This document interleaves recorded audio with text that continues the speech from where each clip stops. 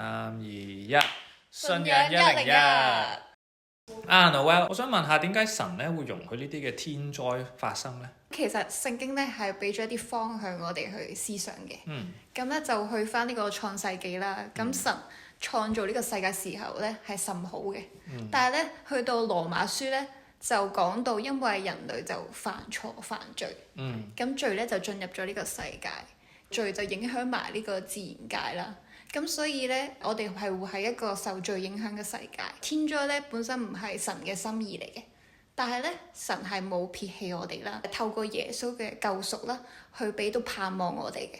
即係我哋可能未必完全明白到所有嘢啦。